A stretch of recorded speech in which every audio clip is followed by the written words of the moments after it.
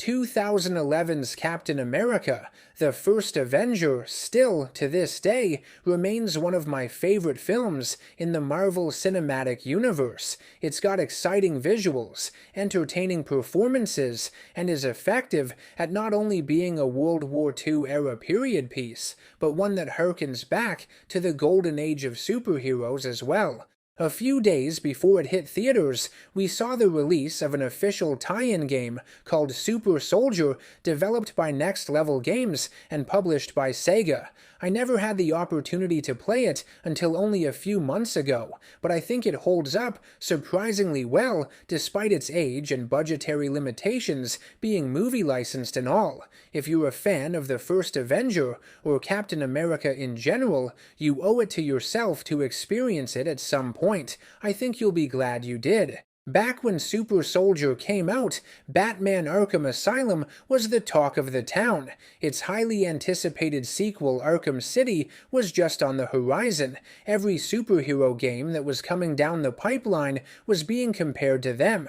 Developers borrowed anything they could from those games to help ensure theirs would stay meaningful and relevant, regardless of the resources they had on hand. Captain America, Super Soldier, for better or for worse, was no exception to this. The combat has that Arkham feel with timed strikes, dodges, a vault move with X that has Cap jumping over his opponent's head, and a ground strike when enemies are lying dazed. You counter using circle, and a focus bar above your health fills up, allowing you to perform crippling strikes, in other words, takedowns. As much as it emulates from Batman Arkham, Super Soldier does try to add in some cool new stuff too. Some enemies can only be damaged after they've been staggered. You do this by grabbing them with triangle. Spending 2 of your focus bars allows you to weaponize an opponent, meaning you use them as a shield from damage, and can fire their weapons against their allies. Great for clearing a room. Consuming all 4 focus bars activates Super Soldier, which is essentially a rage mode. You do increase damage, break through enemy shielding, and enemy attacks don't phase you. Of course, a big part of the game is Captain America's shield. Pressing R2 throws it, and it can collide with numerous enemies before coming back to you. Holding L2 allows for a more focused, long-distance throw, which is also used to solve some simple puzzles throughout the game. I love that there is a strategy behind using it, a risk and reward. Using your shield can give you the drop on enemies, but getting rid of it temporarily makes it harder to dodge incoming gunfire and attacks. A lot of objects in the environment are destructible. Sometimes enemies will use smoke bombs against you to reduce your visibility. I found there to be a decent amount of enemy types in the game. You've got Hydra soldiers with standard firearms, some with modified shields, armor, stun sticks, larger brutes with massive shields and robotic clawed hands, and a few that are protected by magnetic force fields that can block your shield throws and even rip the shield out of your hands if you aren't careful. The game doesn't offer that many upgrades, but the ones it does have are adequate enough, providing you with additional counter-strikes, ricochet targets with your shield, a shockwave attack by holding triangle with L1, and a shield dash by holding X with L1. You can find schematics that boost your combat and health-related abilities, such as adding stun duration or reducing certain types of damage you take. By default, your health regenerates over time, but on the hardest difficulty, this is turned off. Overall, I find the combat in Super Soldier to be enjoyable, but it can be unresponsive at times. Button inputs don't always register. I got hit a lot more than I should have, which can be frustrating in these kinds of games. It's punishing you for something out of your control. Don't expect the same level of polish as in the Arkham games. You won't be building up the same kind of momentum, and there isn't even a visible combo counter in Super Soldier either, so leave all those needless preconceptions at the door. Like a lot of the games from this generation, especially the cost-effective movie-licensed ones, environments can look pretty dull and uninspired. Performance-wise, it can feel laggy in areas, and lots of screen tearing will occur. There's also this motion blur that happens with Captain America that kind of hurt my eyes after a while, and that stuff rarely, if ever, bothers me. Certain doors in the game need to be unlocked by hacking Enigma machines. The idea behind them is great, but the execution is fairly lame. You need to match the common characters on each side by aligning the left and right analog sticks. More often than not, you can just slide one of them over without much thought and succeed. Some do get trickier in the later parts of the game, though. Other sections have you disarming various machinery by short-circuiting them with 2 wires, using the analog sticks to slowly bring them together until electricity jumps back and forth for a few seconds. That, or you can just mash them together 3 times in a row and automatically succeed, with the only penalty being taking a massive amount of damage, but it never seems to actually kill you, regardless of how much health you have going in. Your health regenerates fairly quickly afterwards anyways. Tactical vision is Captain America's response to Batman's detective vision. It's definitely the most shameful copied mechanic that doesn't serve much of a purpose, apart from revealing collectibles and interactable surfaces that Cap can use his acrobatics on. The acrobatic sections are excruciatingly simple, but still fun. You swing off poles, wall run, and jump between ledges. Timing your button presses allows you to move quicker and build up your focus meter.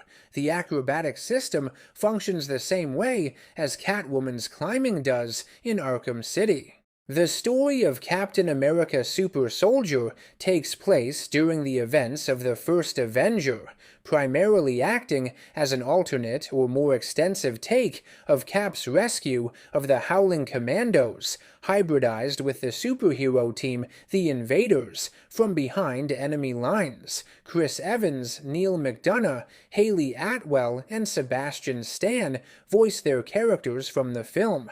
Playing this game, I couldn't help but feel a little depressed throughout. These were far simpler times in the MCU, an era so far gone it almost feels unrecognizable. A new subplot is introduced in the game surrounding Project Masterman, named after a lesser-known villain from the comic books. The project is being led by Hydra's top scientist, Arnim Zola, which looks to uncover the secrets of the human genome and attain immortality. Captain America's mission has him dropped into a small village in the Bavarian mountains to investigate Zola's findings and shut his experiments down. Very early on, this game opens up a little and lets you explore the different districts of said village. You can cross paths with bonus enemies, unlock new pathways and shortcuts, and revisit any past areas to find collectibles. Honestly, it gives off a lot of Wolfenstein vibes, especially with the castle sections and having you escape from its dungeon at one point. The game's collectibles include dossiers that give you additional intel points for upgrading, concept art, Nazi film reels that provide you with more information on enemy types and boss characters, as well as various artifacts, heirlooms, and treasures belonging to the Zemo family, which unlock Zemo diaries you can access from the menus. Each diary entry has a voiceover, and they are from the perspective of Heinrich Zemo, documenting his ancestry, making reference to elements of his backstory from the comics, like the Adhesive X accident that disfigured him and permanently glued his hood to his face, purposefully caused by Arnim Zola in the game, and his recent run-in with Hydra's leader, Johann Schmidt aka the Red Skull. I loved listening to these. They were fascinating. Heinrich had formed an ill-fated alliance with Schmidt and his personal army, Hydra. Ever the aristocrat, he looked down upon them, referring to them all as thugs and maggots. Hydra would begin overstepping their boundaries, and you come to realize that their castle actually belongs to the Zemo family. They took it over by force and turned it into their new base of operations. Believing his family's legacy was being destroyed by Red Skull, Heinrich snuck as many priceless items out of his estate as he could through secret passageways and stored them in his safe houses around the world. To prove his superiority over Schmidt, Zemo challenged him to a duel in front of his own men, but was easily bested by Red Skull's augmented strength he obtained through unknown means. Villains that you do face off with physically in the game include Baron Wolfgang von Strucker. Obviously, Super Soldier was released during the early years of the MCU, so this version of the character isn't the same one we would see make his debut later in the films. This Strucker is more like his comic counterpart. He wears his iconic Satan's Claw irreversibly grafted onto his right hand, designed by Dr. Zola using the Tesseract, which gives him increased strength and can be used to electrify enemies. After getting knocked out by Strucker, Captain America would find himself in the clutches of Iron Cross, a very obscure villain who appeared in issues of The Invaders back in the late 1970s. In the game, he's a German soldier employed by Zola and the Red Skull to steal some of Cap's blood to be used to recreate the Super Soldier Serum. He pilots a heavy suit of armor built to be a bipedal tank. To prevent any recoil from ballistic weaponry, Iron Cross was fitted with a concussive sound cannon instead. Iron Cross drags Captain America to Zola and Madame Hydra, who lock him in the castle's prison to be experimented on. You break free of your restraints and go a while without your shield, which Hydra had taken. I found it to be a refreshing change of pace, one of the best sequences in the story, that prevented me from over-relying on the shield and hone the rest of my combat skills. After getting your shield back and escaping the cell blocks, you return to the main castle area and do battle with Madame Hydra. She wields dual pistols that contain shrunken mechanisms of fully automatic rifles. She also has an affinity for toxins, which is why the exits to the room are sealed off with poison gas. At the end of the tussle, the left side of her face gets damaged by an explosive going off, serves her right for torturing all her prisoners. In regards to the Red Skull, you never come to blows with him in this game. All he does is stand on a platform firing a rocket launcher at you during your boss fight with Iron Cross. Now, that might sound disheartening, but it actually makes total sense. Cap had seen what Skull looked like, but didn't face him until the end of the first Avenger film, which is set after the events of the game. Super Soldier's main antagonist is Arnim Zola. He's the one behind Project Masterman after all, what your entire mission revolves around.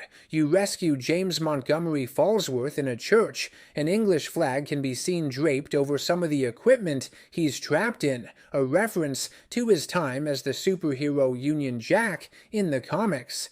Zola had been tinkering with robotics in order to preserve his own mind and become immortal.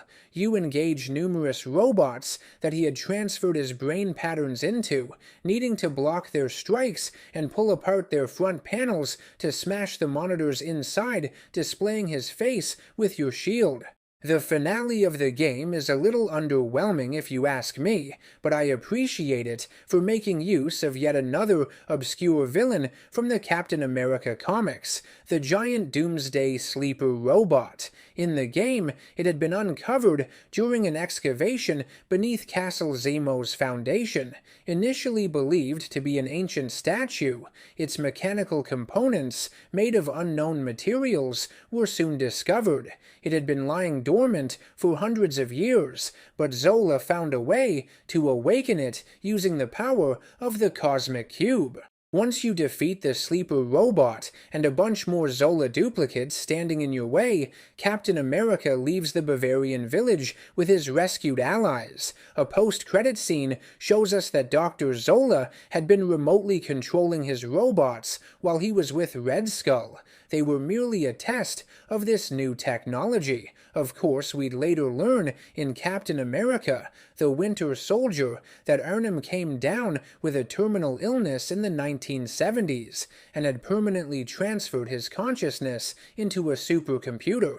But this is where all that began.